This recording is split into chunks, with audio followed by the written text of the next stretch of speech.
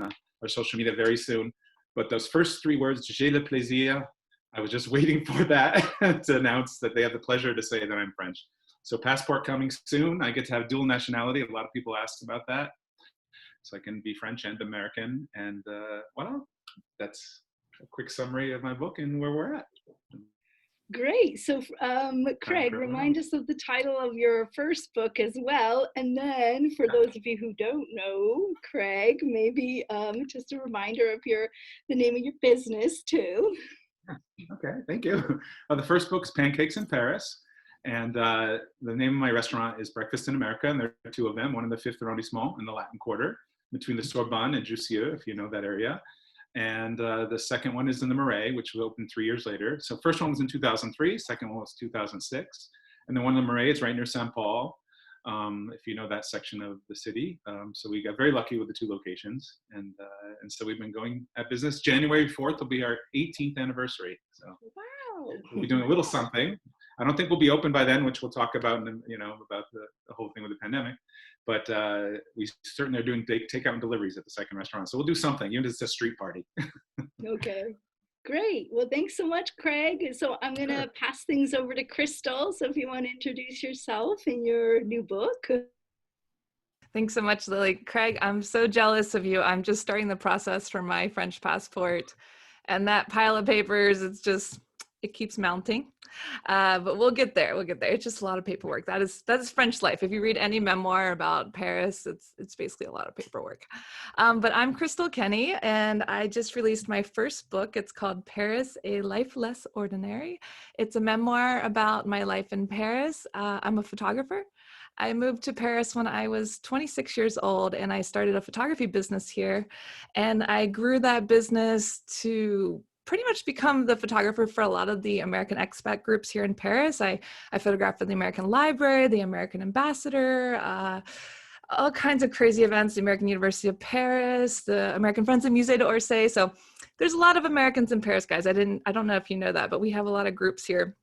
So I write about my experiences as a photographer, some of the crazy events I've shot, from standing on the roof of Napoleon's tomb to being in the American ambassador's living room.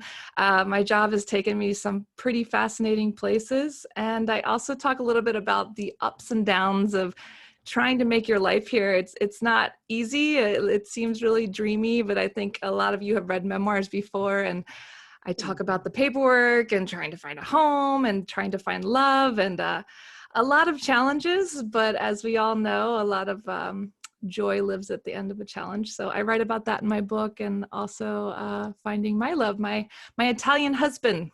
So it's all in the book, and it's been really exciting because it's my first book, and it's always been a dream to share with people kind of like the truth about what it's like to try to start your life here, because I think it gets glamorized a lot, and it sounds a lot easier and happier than it is, and it's pretty tough, but it's also very fulfilling and fun, and I try to share my adventures here with all of you.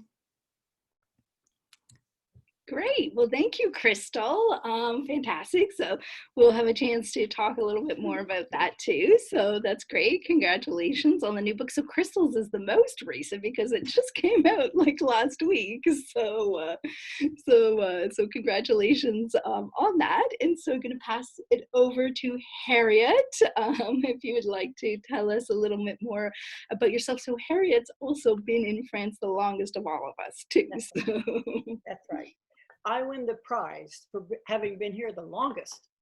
And I win the prize too for having gone beyond the memoir genre and writing fiction, which is what I'll tell you about in just a minute. But Crystal, you gave me a great a transition, if you will, because my very first book, which has been in several editions, but the first edition of my first book was called French Toast, a humorous tour of what living in France is really like. So I think that's what you were mentioning, that it's not always what people think it is. And then that turned into the second edition, which had a lovely, pretty cover. And then it turned into the third edition, which is in paperback. I'm showing all you of these, but French Toast was the little book that could. nobody wanted it, and it went on to sell about 100,000 copies. So I have to congratulate it for being the little book that could. And then I went on and I wrote this one about food in France. And then I wrote, that's French Pride. And then I wrote Joie de Vivre, which is Secrets of Wining, Dining, and Romancing Like the French. And that was a lot of fun to write. And between my first book and this book, it's the same person, that's to say me. But if you read them, you will see that that person has mellowed with age. Because in my first one, I was kind of snippy and snappy and saucy. And here I become the wise woman. And then, sorry for that long introduction, but I could have gone on and written a book every year about what I think of the French and about the French life, French manners, French mores, French everything, because I'm fascinated by the French. And that's why I came to France. But then I decided at some point in your life, you have to try something new. And so I decided to write a fiction book. And the reason I decided to write it was because it's based on a real story in my husband's French family. And I didn't really have enough information to write a nonfiction book about it. So I fictionalized the people. I kept the story, but I fictionalized the people. And that book is called Final Transgression: One Woman's Tragic Destiny in Wartime France. And that one woman happened to be my husband's aunt. And it was a tragic destiny, but I won't tell you what it was. But I absolutely loved writing fiction. And I hope it's not the last of my endeavors, but I was very happy to have made that switch. So that's basically about it, I would say. I'm sure you might have some questions afterwards. Well, fantastic. Thanks so much, Harriet. And so, yeah, I've launched into, I'm almost done Craig's book. I've been reading it for, it's special, so I didn't want to take it traveling with myself. And so, and I'm into Harriet's book, and I'm quite excited to know what's going to happen next. And Crystals, I've been enjoying flipping through it too. So a little bit about me. So my full name's April Lilly, but I go by Lily. I think a lot of you already know that, but it might confuse some people. But I've written 3 books, and the first 2 were kind of fun, a little more lighthearted, humoristic books on looking for romance in Paris: Je t'aime neither and Je t'aime maybe. However, this, my last book is a little bit different, and it's called There's Only One Paris, and it's fiction too, Harriet. So I joined you. Excuse me. Yeah, no, it's okay. I stand corrected. You know what? It's so well written that I thought it was true. Well, there are some characters who are inspired by real people, but Very good. It's very good. I read it. but it is it's otherwise completely invented. So it was a lot of fun. I think you can probably agree, going over to the fiction side, and kind of because it's quite different.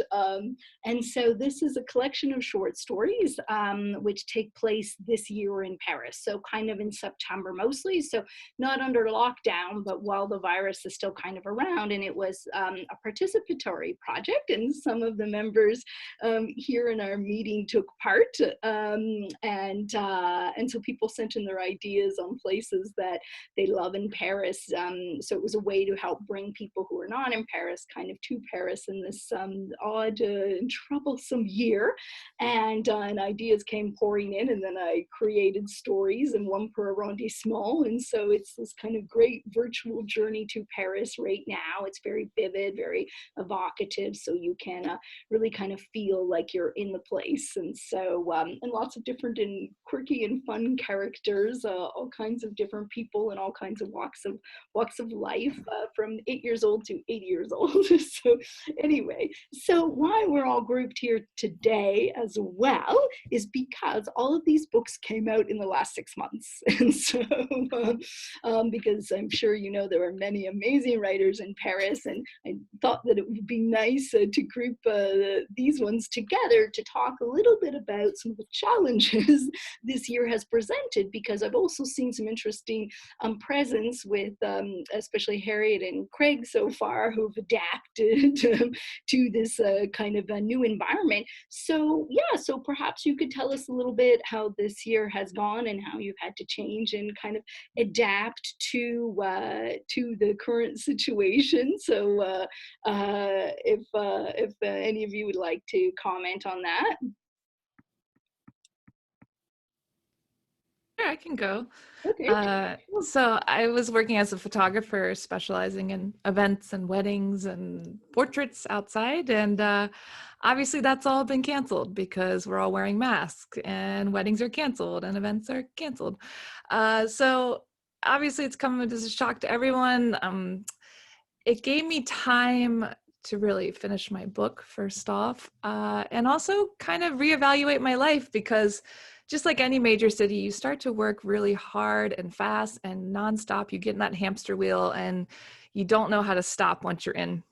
So the pandemic, the silver lining for me is I've been able to kind of reevaluate what I'm doing with my life. And I still love photography, but it's nice to just kind of take a breather and focus on writing. And I also started a podcast where I interview artists in Paris. So every week, every Wednesday, you listen to a new artist who's been inspired by France. And I love the arts, and that's one of the main reasons I moved to Paris. So it's really nice to be inspired by others by listening to their stories and how they created some kind of art or created something new. Lily was on the podcast, Craig was on the podcast, and it's really fun to hear people's stories, but also their stories related to creativity.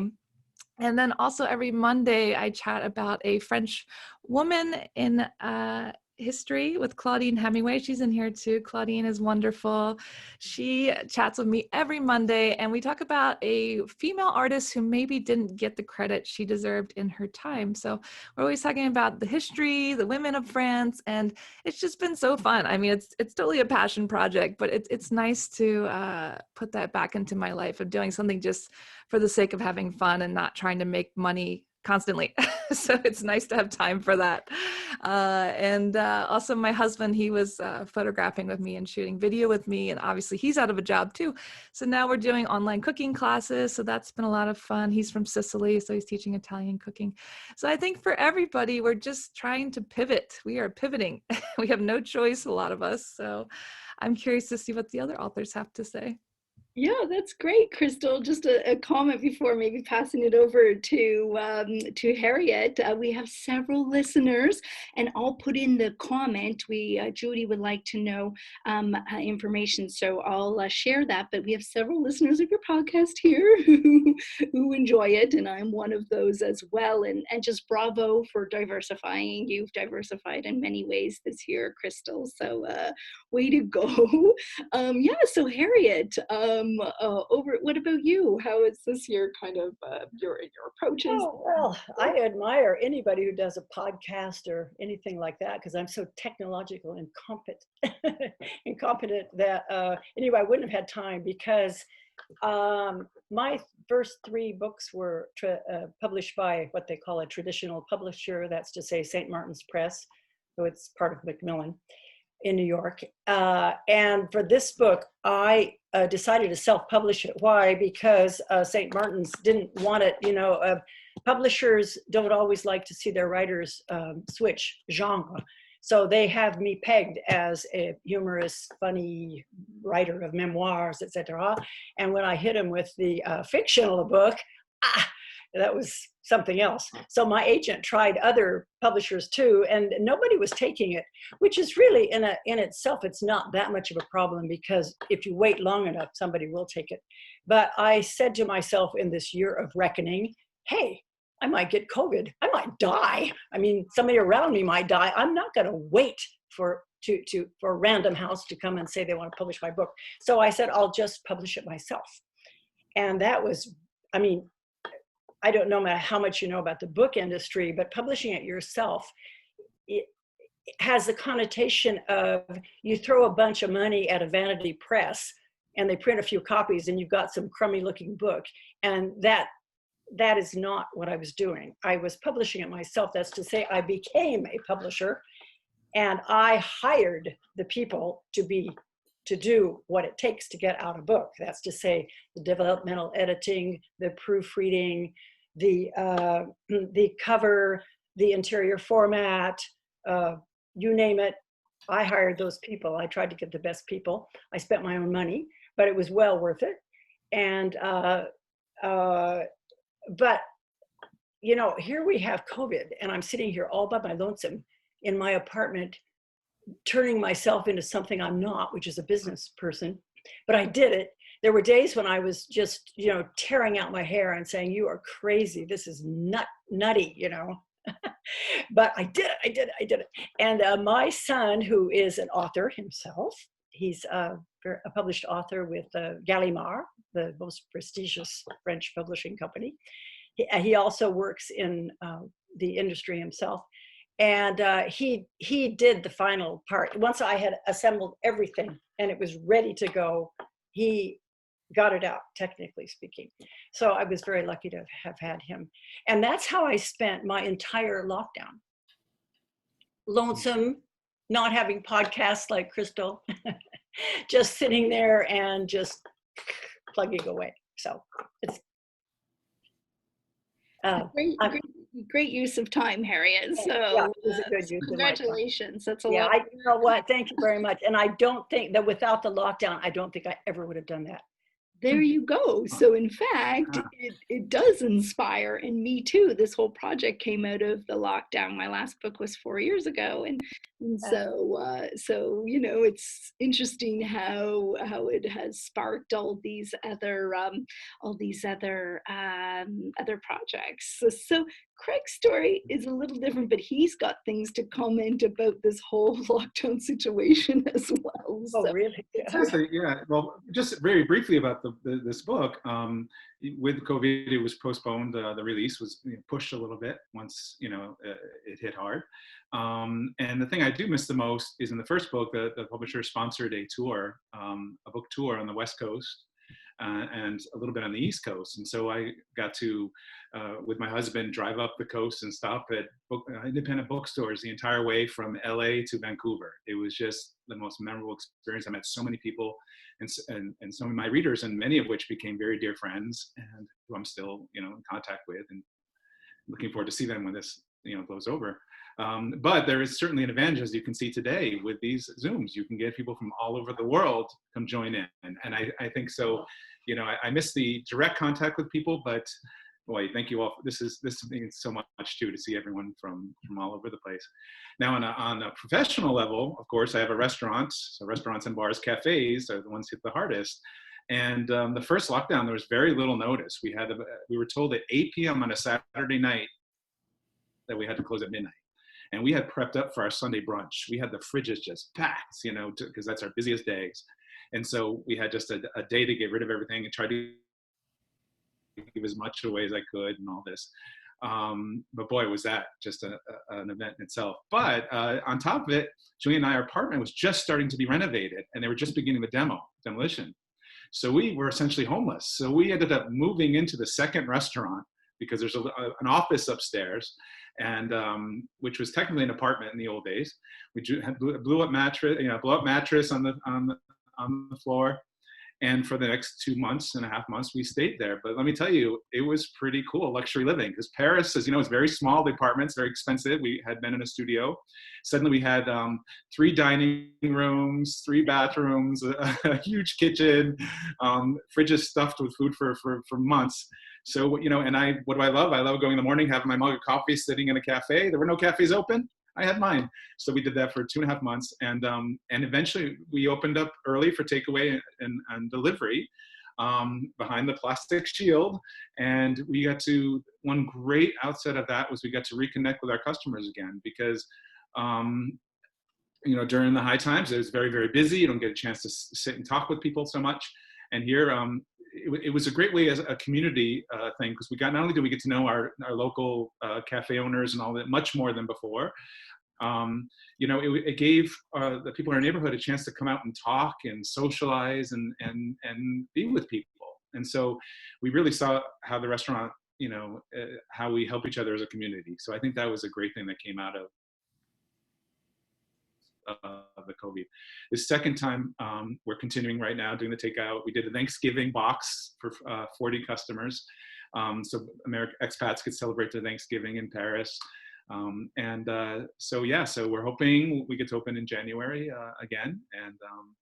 But yeah, it's yeah, exactly. But yeah, there's a lot of good that's come out of it, I have to say. So. Well, great. Thank you for your feedback on that, Craig. And in fact, several people had commented, one of the good things this year were these virtual book tours. And so, yeah, and I know Harriet and Craig have done a number of things. I've done a few virtual events as well. So that's great. And there's some nice comments in here too. I find Craig's story very motivational, so that's wonderful. So one of the reasons, I'll just give a little bit of feedback myself too. So one of the reasons why I started to endeavor to write this book is I've got a Facebook page and a blog and lots of nice followers from all over on there. But in addition, I'm a tour guide and a travel writer. So like Crystal, our business, our income kind of disappeared because you think, oh, sure, you could still write about travel, but travel publications weren't really taking commissions because Americans couldn't travel. And so this was a really kind of fun and different project to get involved in, and it was a lot of fun, and it really helped get me through the first lockdown. I'm a very social person, and so the first lockdown was tough, because we weren't supposed to see anyone, and so unless you live with someone, you see you, yourself, and me, myself, and I. So it was great to connect with so many people and to share their passion for Paris as well, because I'm very passionate about the city. And so here we are. We're about to go out of our second lockdown. And so this new lockdown in Paris has gone in two phases. And there was the tough lockdown, which wasn't as tough as the spring, but we were supposed to stay home, and kids were going to school and some people were going to work. So there was a little bit more ambiance and, kind of vibe out in the streets.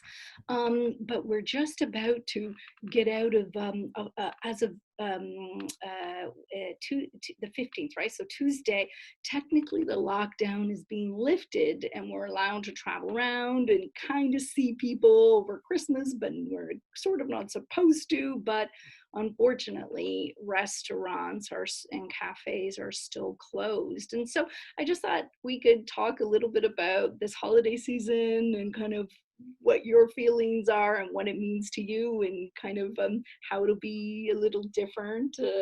So Harriet, why don't you start? Oh, just when you were saying that, I was thinking, oh, this Christmas is going to be horrible because I won't see my grandchildren. And I won't see my children because we have the right to see our families, but in very small groups.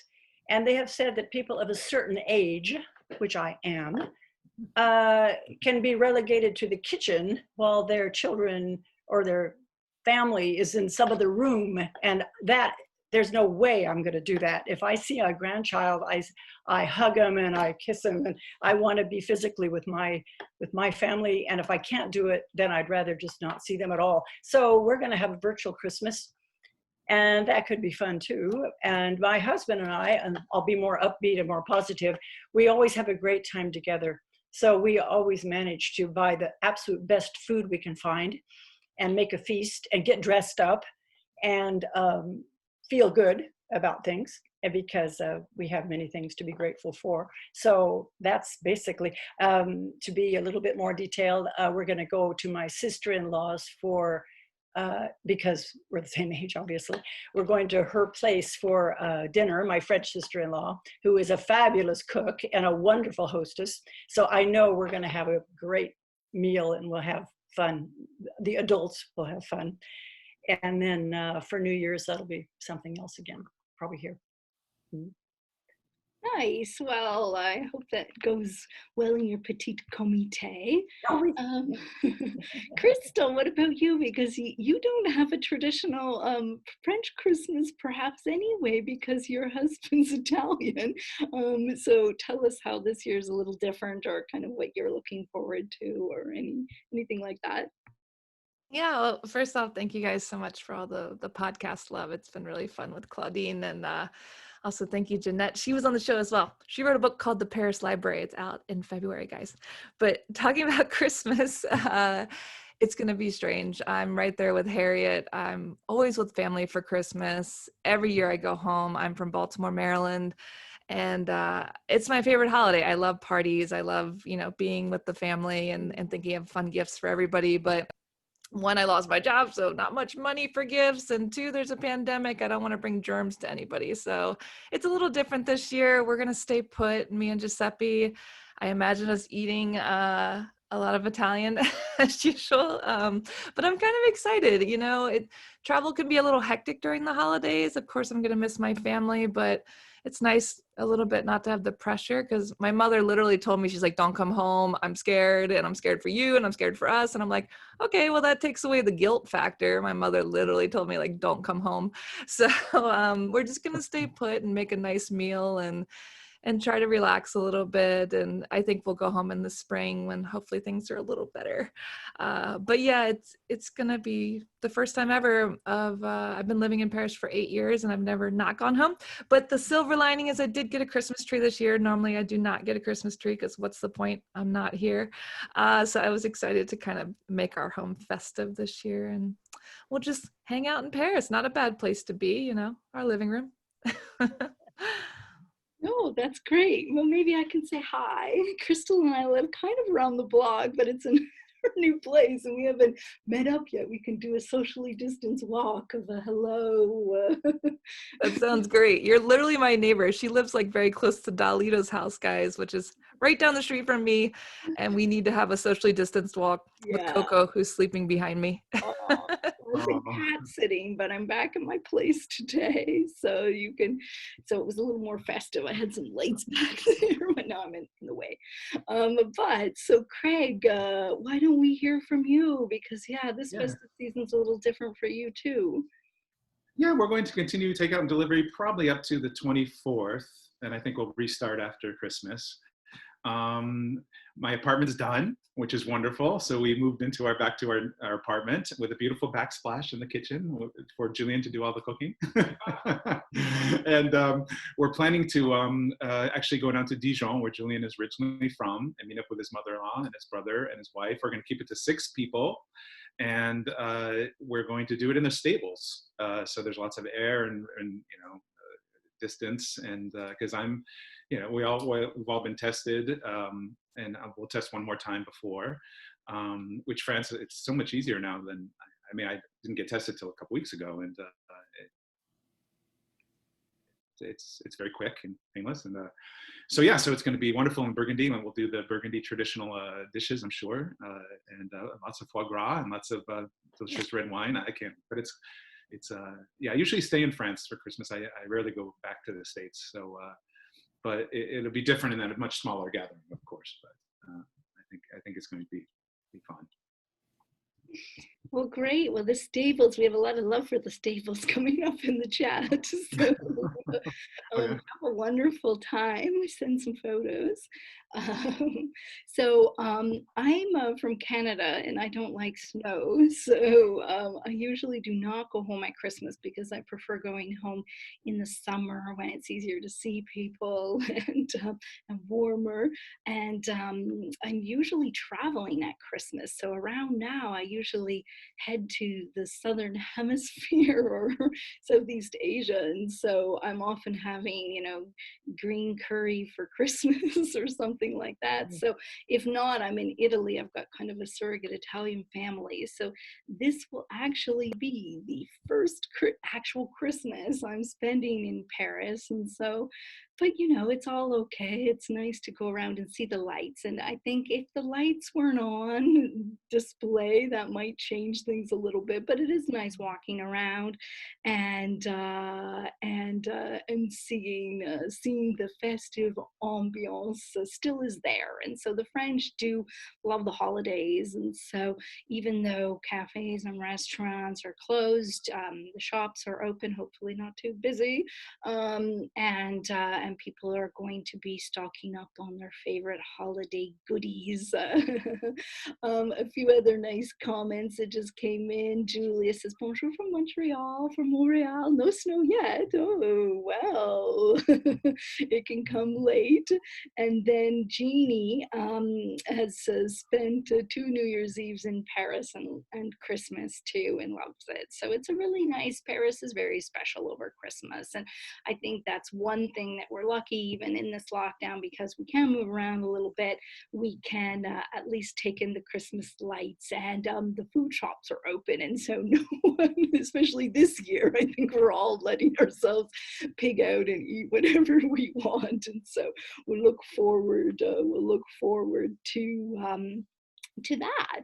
So let's now open it up to questions or comments or anything you would like to say. So if you want to kind of raise your hand and then unmute yourself, but any of us can take questions, or if you wanted to give any comments about kind of or asking questions about how things are right now. So I'll just have a little look around. So but go ahead and just, if you want to unmute yourself and just kind of pipe up if you've got a question for any of us.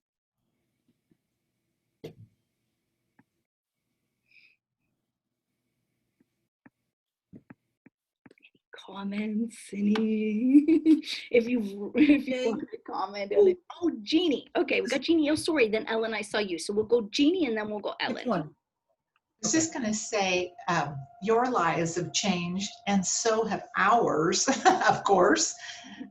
So we've had a lot more time to be online than we normally would. So that's how we found out about all of you. And that's how I found you, Lily, is, you know, being on Facebook and YouTube. And I've learned, I thought I knew a lot about Paris, and I have learned so much this year because people are doing the blogs and the podcast and the walking tours, and I've loved it. Well, And in fact, each morning I'm on somebody's YouTube doing a walk of Paris. Paris has come to all of you in various ways, like you said, the podcast, live videos, articles, our books. So that's a very good point. So, and I like seeing the silver lining in all of this. So unfortunately, you guys are kept at home, but Paris can come to you in so many different ways. So very good point. Yeah. And then Ellen Lebel. I think I've been in Paris about as long as Harriet. I arrived in 1970. Wow. So I think it's about a little bit longer, I think. What happened? Pardon? No, I think I've been, you know, so it's been a long time. But I too have been discovering lots about Paris through YouTube. People, some who are newcomers and who are just discovering, some who are more well established and have a deeper insight into the neighborhoods that they're exploring. Harriet, Can you get me a thing for my ear? At the library when you were researching your book. Yeah, I'm sorry because I didn't hear what you said right before that. Okay. I remember seeing you at the library when I was working the desk, and you were coming in all the time. You were doing research on this book. So That's right. I think I was one of the first people to buy the book and read it. I loved it. Saw it from the beginning. Yeah, that was great. And I mean, I've been interested. I almost bought Craig's book the last time I was at BIA, but I had to run. And I forgot, on my way out, I forgot that I wanted the books. So we're settling that. We're settling it. No, it's been great. Harriet, I saw one of my grandchildren today. Did The you other cut- one stayed because he had a scratchy throat, so he stayed home. Uh-huh. But my son came with his daughter, and another daughter came, and we had a table of 5. Oh, and it worked out So right? it worked out well. I mean, for one thing, we were spread out on the table and spread out in the living room, and it was just, even if I didn't get to cuddle as much as I would have liked to cuddle, Yeah. I feel for you. The cuddling is important. Yeah. It was just a joy to have a 3-dimensional view of the children and to watch my granddaughter finish decorating our Christmas tree. Sure. Yeah, I understand perfectly. I'm glad that happened. It's but we will not have them for Christmas. We will just, one of my daughters who lives in Paris. That's it. Great. Oh, well, thank you, Ellen. That's great, and nice to meet you. So Harriet, okay. Coretta has a question, and then we just have one pop up in the chat. But Coretta, you go ahead, and then I'll read the question after. Okay, I was just curious. Harriet talked about self-publishing. I was just curious how Crystal and Craig and Lily published your books. Was it hard finding a publisher, or did you self-publish too? Crystal, you want to go first? Yeah, sure. I self-published. I self-published through Amazon. I was just so excited to get the book out. I didn't even like send it out to publishers. I was just like, I want to do this. This is a goal of mine. I'm going for it. And I really liked the control. I got to pick the cover. I worked really close with the designers. Same as Harriet, you put more money into it, but you make sure it's done right by working with editors and designers and, and I was really lucky. I got feedback from other authors, like Samantha Veront was nice enough to read it. Claudine Hemingway read over it. I had a lot of other authors that have written Paris books read it and give me feedback. So yeah, self-publishing, you definitely, you spend more and you put more effort, but for me, it was kind of like learning how the whole process worked. It was like a new experience for me to learn how that even happens. So for me, it was very educational and interesting in that way. And I didn't see anything wrong with it. Actually, Laura Bradbury, she writes the Grape book series. She helped me a lot, and she's really big into self-publishing, and she's a huge advocate for it. And she really reassured me, because at first when I was self-publishing, I'm like, is this like a thing? Am I allowed to do this? Is this credible? And she's had such success with it. So she really made me feel confident in doing it that way.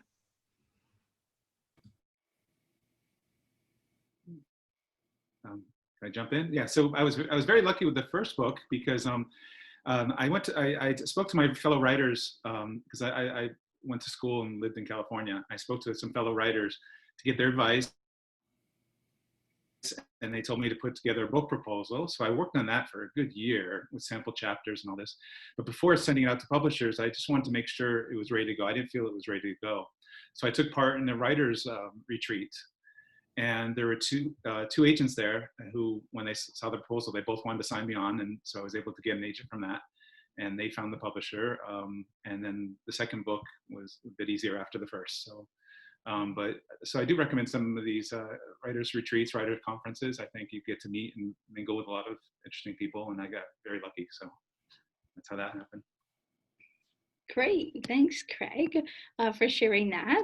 And so I've written 3 books, and they've all been self-published, but I work with professionals to do that, like Harriet has. So even though I did a little bit more of it myself this time, which comes with good and bad results, mostly good.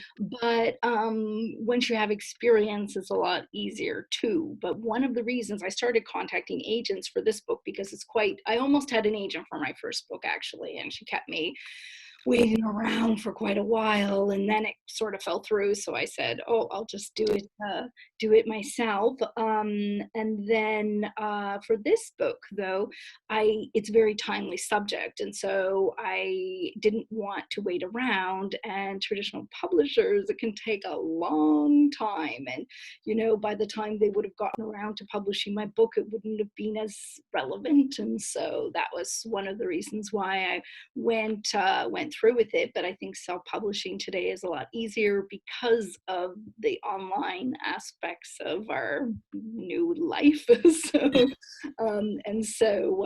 So we do have kind of it's become a lot easier as well. And like hiring a good cover designer and an editor and things like that, that's all important and part of it too. But otherwise, it's really rather easy to do now. We had some questions here. Every time I push something and now I can't get back to it. Oh, poor Cindy. Cindy, did you have a question? Just asking, because we could just hear you right now. If you've got a question, then you can go ahead and share it with us. But Harriet, people were interested about how you went about researching for your book, and also wanted to know a tiny bit more about your book, if you're willing to reveal a little bit more. But that was some questions came up there. So yeah, sure. I'm very happy to reveal what it's about. Let me just tell you, not take up too much of everybody else's time, but this book was inspired by a true story in my husband's family, which happened during World War II. And it was his aunt who met a tragic destiny in the southwest of France.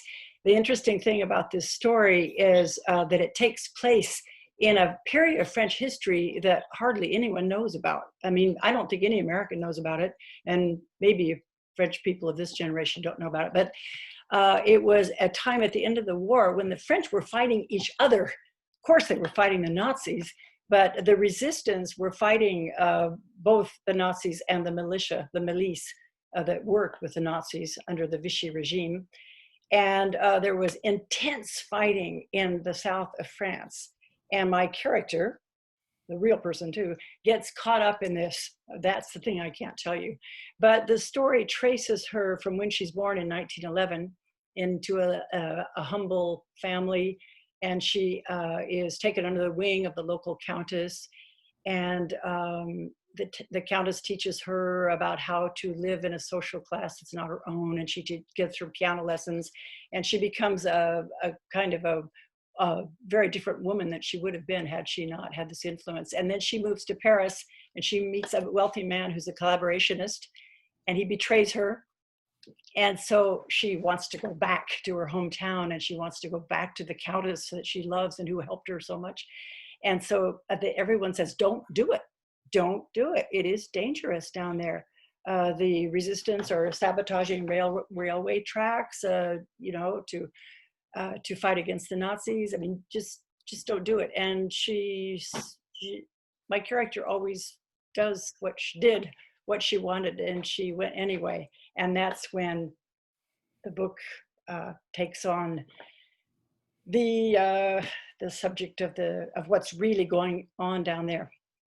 And what was interesting about the research you were saying is that my husband, who's French, as you know, and I went down to the real town where all of this took place, because even he didn't know the real story.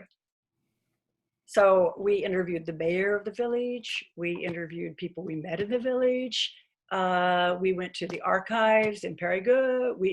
I'm used to doing research because I'm a journalist, so I research my stories, obviously. It's not something that's new to me, but I researched it as if it were a story for Time magazine.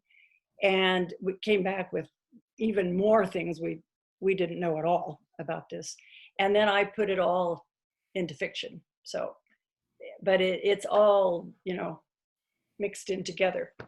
So you couldn't recognize the real town unless you happen to know the real town, et cetera, et cetera. So it was a fascinating experience. And I'll just say one nice thing about my husband is that after he retired from his career as an international banker and economist, he did what he'd always really wanted to do, and he got his PhD in history. from the Sorbonne. This is after he retired. And so he's a historian at heart, but he's also now a real bona fide historian. So he helped me a lot with this historical period, which is you know, very, very interesting. And so I had at home, you know, someone who validated what I was doing. And the proof of the pudding is, and then I'll leave the time to the rest of you. The proof of the pudding is that the book was endorsed by Robert Paxton, who is the authority on Vichy in the United States. So that was very, very gratifying. It made all that work I very much enjoyed doing, but it made it really worth it. So that's the story in a nutshell of this book. That's fantastic, Harriet. That's really fascinating. Well, I've been enjoying it so far, and you can see that your research, and I meant to go and look up where the town was. I was like, thank you.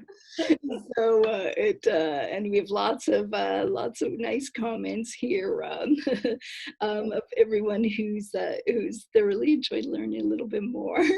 Any other questions or comments that anyone else wanted to share or ask? Oh yeah, we've got Jeannie here. Yes. Jeannie. And hi, I just want, this is very fascinating to me. I enjoy talking to all of you. And when I saw Craig, I thought, oh yes, I read those books within the last year. And I thought, oh, if I had known about that when I was in Paris the previous summer, I was going to check it out. So whenever we have the opportunity to travel, I want to check out your restaurants. So just wanted to tell you that. Yeah, please let me know when you come. Drop me an email or on Facebook a message, and be happy to meet you there. I enjoyed it. Just chat, and that was one thing I was going to ask people too. Well, is how many are planning trips to Paris once this is all over? But there seems to be another question over there, so I'll let you go.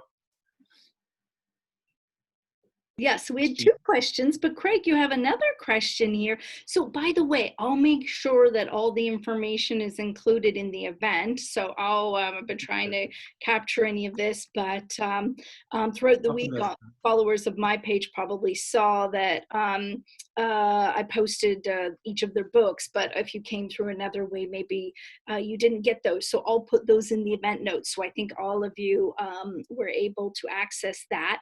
But 2 questions, but first, because it's connected to Craig. Oh, there we go. Yes, Craig's Restaurant. They wanted to know the name. And thank you, Jim. Jim must have been to Craig's Restaurant, which is, remind us, Craig. How do I get it off of private? How do I get it off of private? To be able you're on private. You actually click the person's name and then go back up to everyone. So.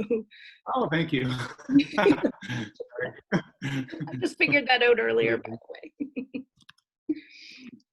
So it's Breakfast in America. Craig's great. It's a website right there. Oh, the link. Excellent. Great.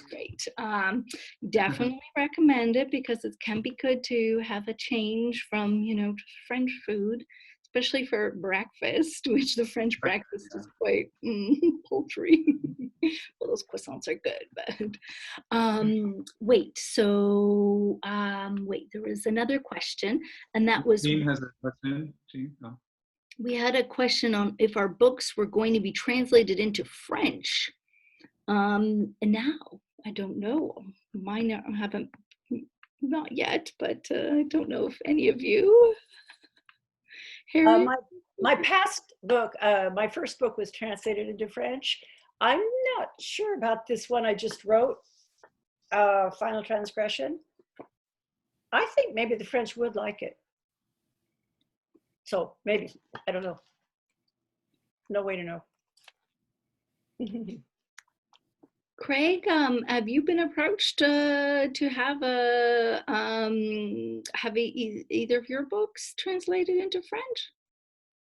No, it was interesting because there was my publisher had a foreign language broker, and they said that novels are much easier to translate. That memoirs, for some reason, are harder. And so we tried, but I've looked into it myself, maybe as sort of a like self-publishing kind of way.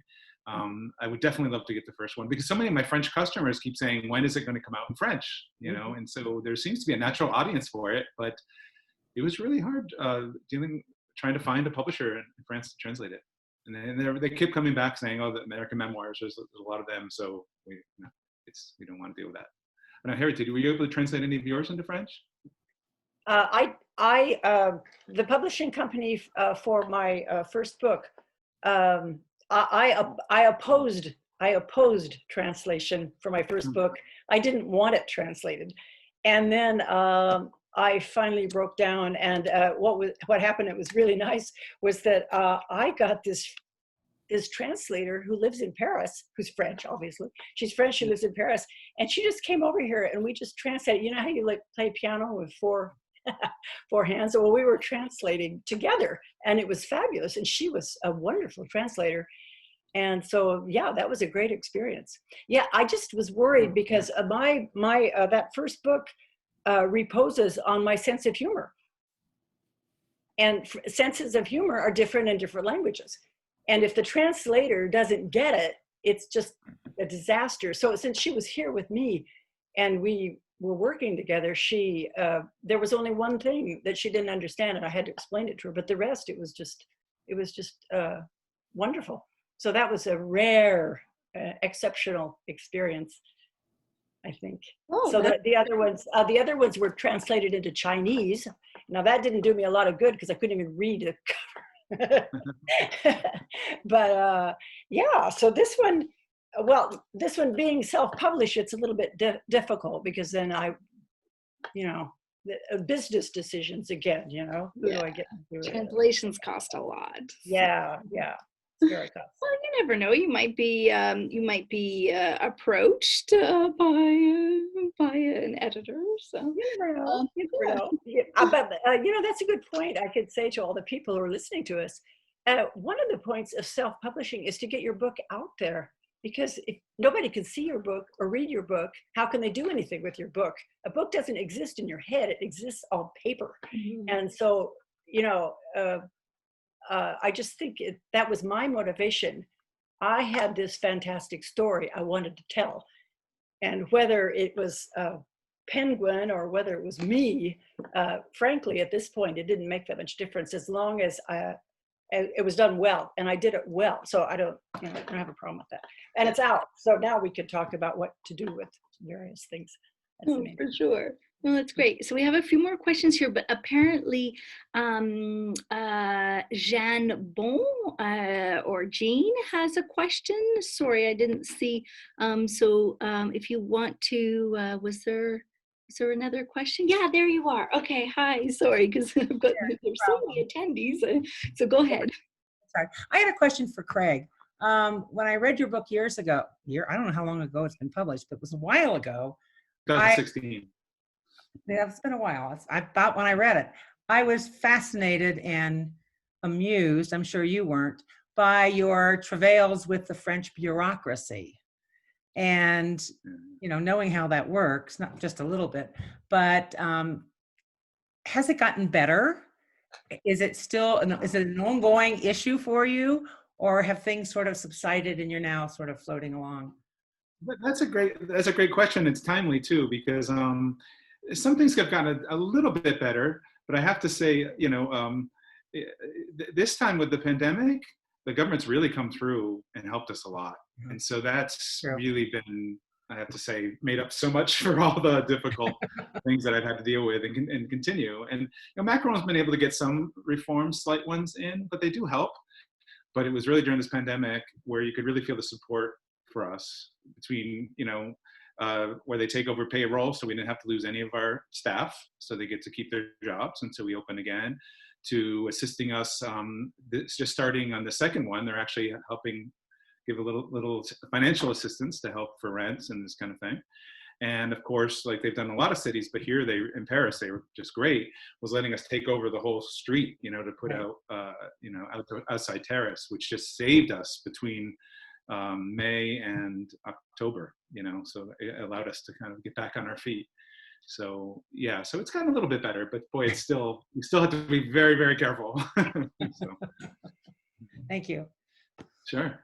Great, thank you. And so we have two other questions. We got a little line up here. And then, so Anna, nice to see you, Anna. Anna had a question. So how long from conception to publication for each project? So maybe we'll start with Crystal, if you want to go. Yeah, sure. I've been telling all my friends and family I was going to write a book for years about things that have happened here, but it seemed too big and too scary to do. And then I had another friend who just went for it last summer, and she kind of inspired me. So I had the idea last summer to really sit down and show up to write this book. And it took about 3 months to write it, to just spending 2 hours every day for 3 months. And then just going through editing and design and everything like that. My book just came out December 1st. So it really just came out, but it probably could have came out a little sooner. I just had some delays with some of the editors because of COVID, everyone's lives were a little more complicated. So yeah, I mean, if you're dreaming of writing a book, it felt huge to me. It felt impossible.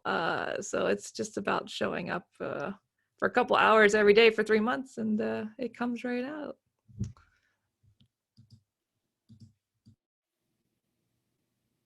Oh, sorry, I was on mute. Harriet, what about you for this one? Because you did so much research. You aren't even going to believe this. It's just unbelievable. Are you ready? It took me 13 years from the time I had the idea to the time the book was finished out there. It took me 13 years. Don't think I was sitting around for 13 years every day writing a sentence. That's not true. It took me a long time to, first of all, get rid of the guilt about writing about a family member whom I didn't know.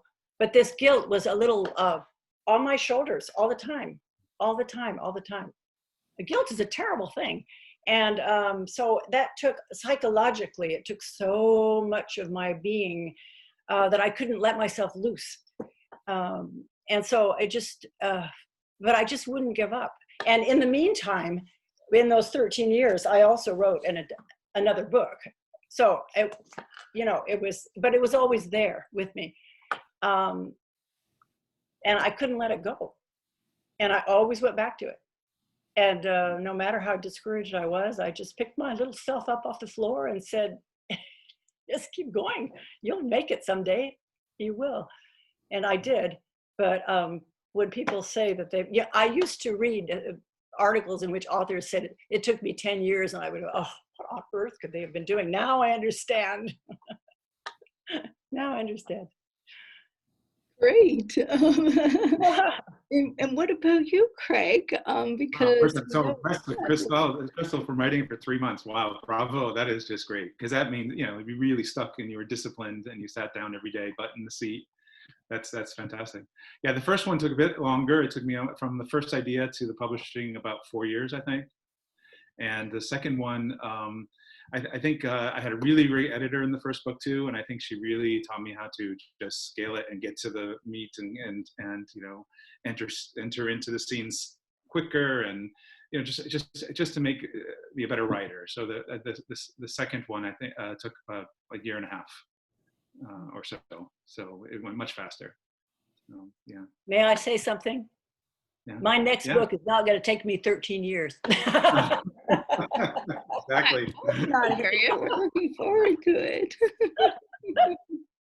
We can't wait 13 years. No.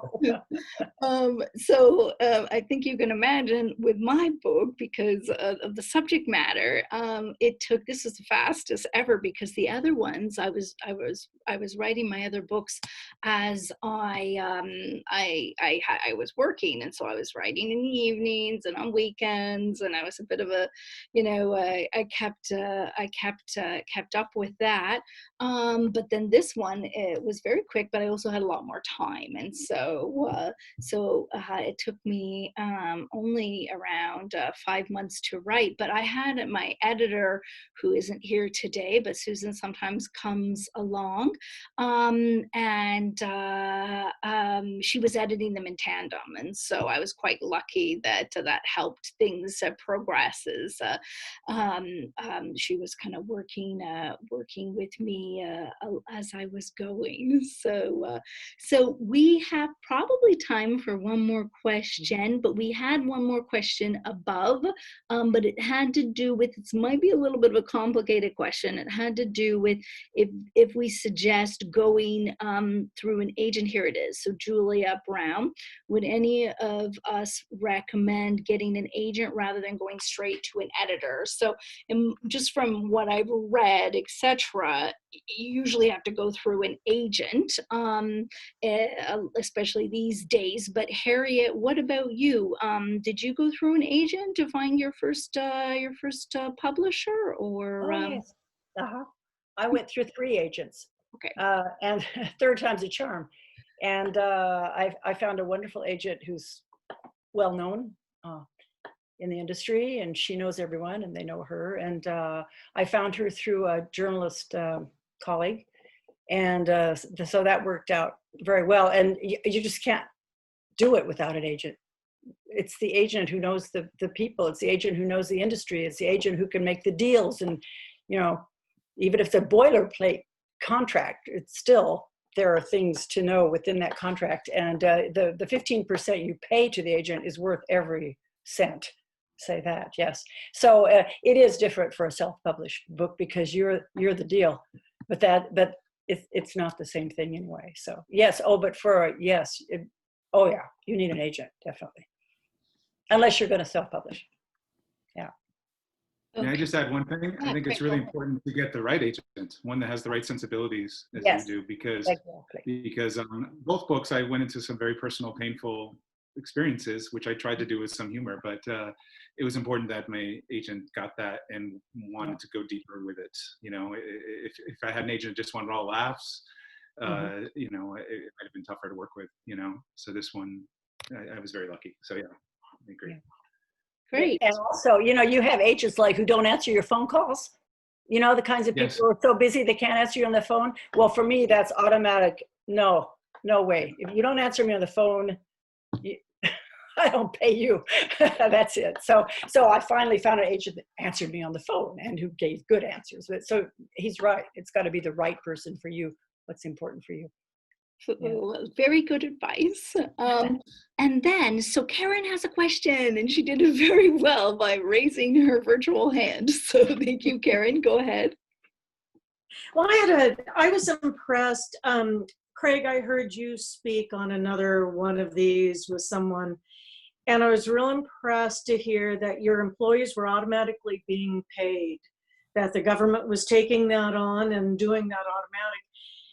It made me question, Crystal, like for yourself being, I guess you would be called self-employed, how, and this may be too personal to ask you, but I have been curious after hearing Craig and with the restaurant, wondering how has the government addressed that with folks that are employed in the country, but maybe not in certain ways. I don't know if you're just living there versus a citizen or not. And you're on mute. Yeah, it's a great question. You know, socialism is great in a lot of ways because the government has really helped us smaller businesses. There's something called the Solidarity Fund, and the government is matching what we made last year per month to this year. So they are giving you up to $1,500 a month for artists. So that's been a lifesaver for me. I don't think I'm surviving right now without that. And they understand, I mean, certain jobs we can't do it. I'm an outdoor portrait photographer specializing in events. Obviously that's not happening right now. So yeah, they've been taking care of us just like they took care of Craig's employees, the smaller businesses. Now there's some artists that are suffering. Like I have a lot of friends who are jazz singers. And when it comes to jazz singing in Paris, a lot of it's under the table. So if you didn't have that proof, you know, you're out of luck right now. They're not getting any money. It's been really tough for them. So, you know, it all comes down to paperwork, just like everything in France. But if you have the proof, they are taking care of us small businesses. Wow, that's great. Well, wonderful. Any other questions or anything anyone else wanted to ask, bring up, say before we bring this to a close? With telling you who the winner of the contest is, of course. So just give it a second in case anyone else has another question. This is being, oh, sorry, did someone? No, okay. This has been wonderful. So thank you very much to Crystal, Craig, and Harriet, but it's wonderful to hear from you. My hand's up. I would like a question answered. Yeah. Hi, it's Cindy. Hi, everybody. It's because you don't have the video on. So sorry, I didn't see your hand. So thank you for just chiming in. So please go ahead. Yeah, I happen to be doing this on my phone, and it's a little technical. Thanks. I'm very happy to be able to meet and listen to all of your wonderful stories. I'm super excited. I love platforms like this.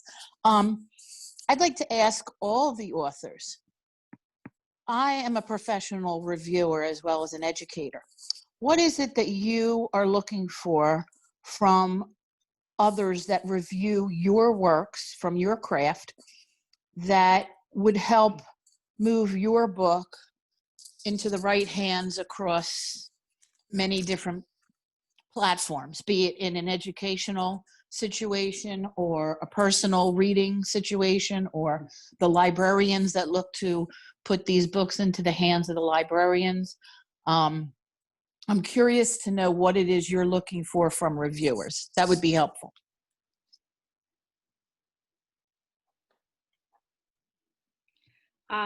Any of the others have Harriet, Craig, Crystal? Do you have I've never been asked that question before. That's very interesting. I think it's important because, you know, I think, especially sometimes with memoirs, it can cross genre a little bit, you know, because the second one has been labeled a memoir, but I also think of it as humorous essays. I also think it as inspirational. There's also a lot of romance with Julian, so I think there's a little bit of the LGBT, whatever. I can never get that right. I should get that right by now. Community. So what I love is when a reviewer kind of sees the scope and doesn't just pigeonhole it in one area, and says that it can appeal to, obviously, Francophiles, what I'm hearing from a lot when you can't travel, and I think that all of our books can do that. And so, so yeah, I think it just being able to see it as with the different audiences that it can appeal to. So, yeah, it's a great question. You know, I'm a first time author. It's my first book, so. And it's memoir, so it's like a little scarier. I'm sure that Craig and Harriet and Lily can all talk about that. It's like, oh God, I'm standing naked in front of everybody. What do you think? Here you go. So, I mean, I just want to get better at the craft. So any kind of feedback, I love, you know, to get that feedback to make the next books better. I'm very open to feedback. I see nothing wrong with that, and I appreciate it. I've been lucky to have a lot of people give me feedback already, and it only betters my craft. So I appreciate you asking that question. Thank you. I'm not sure I really understood, if I've understood the question correctly. Do you mean what kind of review you would like to have that would help you get your book known more? Is that what it was? No, I'm hoping you all hear me. Yeah. Okay, yeah. So I review books, and it was something interesting that I heard you say, that sometimes the publishing companies like to put your book in a specific category, okay, such as a memoir, or they didn't think you could write fiction. However, in reviewing books, I also have to put a genre to it, to the books. And as a reviewer, I really don't like doing that all the time, because many times books can relate to other types of genres based on what people are looking for to read. So if somebody's definitely looking to read just a memoir, I get that. But somebody could still read a memoir and still understand that it is maybe women's fiction or maybe LGBTQ, as Craig had stated. And so I really don't like to stay in those boundaries of giving it the genre. I'd like to have a variety. So my question to all of you as authors Mhm. is what else are you looking for when people such as myself are reading and reviewing your books professionally? Okay. I heard, oh my gosh, I can't think of her name.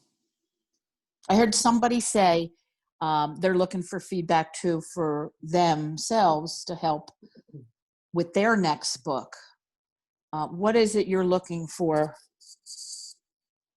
that you like to hear that would help you with your next book and to have your book sell better? Well, speaking for myself, I would say that you could qualify my book as historical fiction, which is what it is, but it could also be women's fiction. It could also be, it's a psychological portrait of the main character. It's also a book about war. It's also a book almost about what's going on in the States right now, although it takes place in France. It's about when a country is torn apart. You know, there are so many aspects of various things in this book. It's not just historical fiction. And I would like a reviewer to bring that out, even if it's categorized as historical fiction. I just think that books sometimes have more in them than meets the eye, and it would be nice if reviewers would say that. And it's very nice to hear that you were interested in doing that. Yes, that is very much what I'm interested in doing. And because my feeling is when others read my reviews, they may pick up that book, which is what my hope is, and pass it along to other people to want to have an interest in those particular books as well. And it could reach a wider audience if these publishers didn't just put one or two types of genres.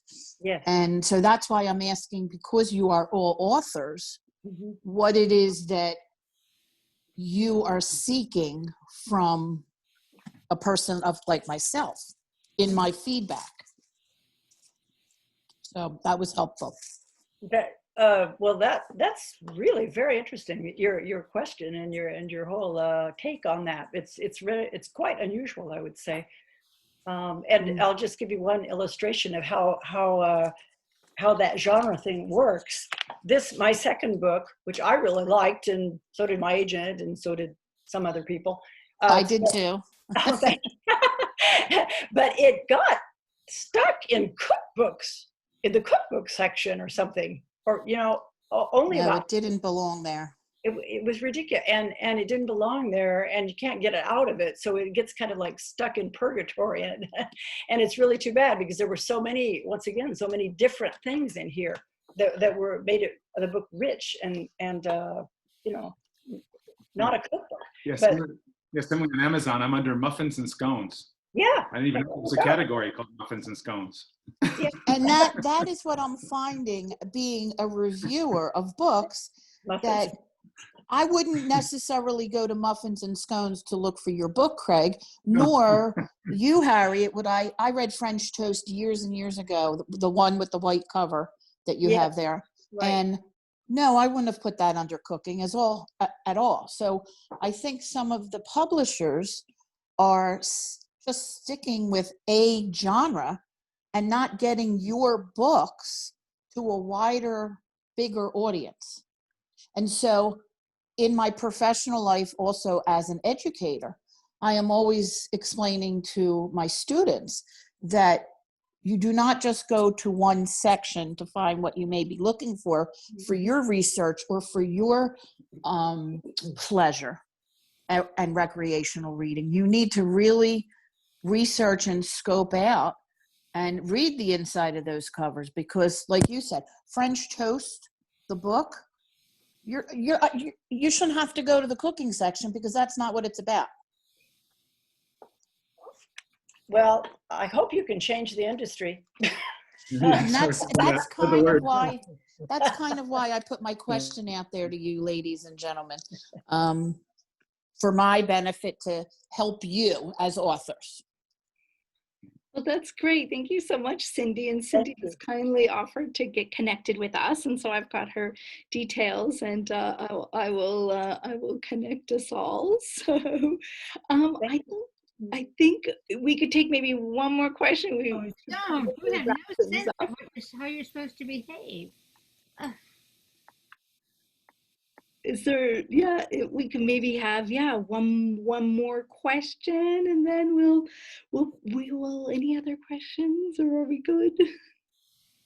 Well, this has been great. So we had over 40 people attend. So this has been absolutely wonderful. And I've got 42 names actually down. Yeah, thanks for clapping, Jean. So Harriet, because you've been in France the longest, I'm going to allow you to choose the lucky winner.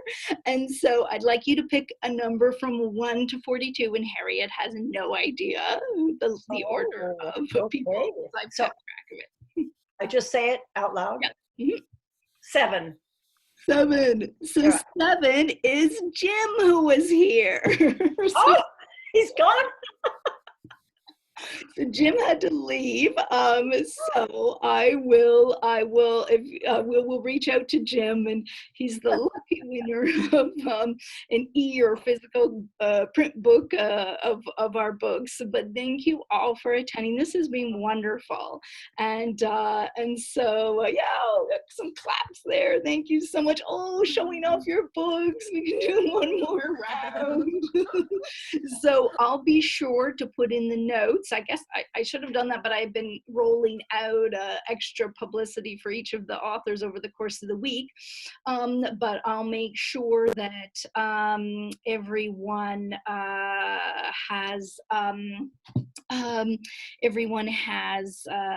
the information if you go back to the event. But if you had marked interested or attending, you'll get a notification, and I'll make sure that all of our books and all the ways to contact us are in there, our websites, and links to our books. So thank you very much, everyone, and joyeux Noël, bonne fête, happy Christmas and happy New Year to everyone. And thanks so much, Crystal, Harriet, and Craig. But thank you to everyone who attended. Thank you, Lily. Thank you, Lily. Yes, thanks, Lily. Thanks for coming.